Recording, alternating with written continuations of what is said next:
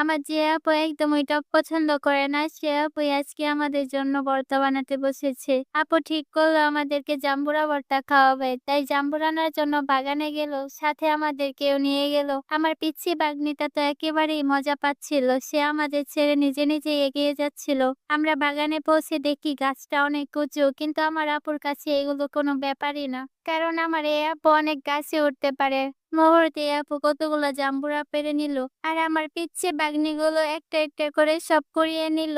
এবার আপু সুন্দর করে জাম্বুরা গুলো কেটে নিল। মজার বিষয় হলো জাম্বুরার খোসা দিয়ে আপু বাগনিদের জন্য টুপি বানিয়ে দিল, আর সেই টুপি পরে বাগনিদেরকে অসাধারণ লাগছিল।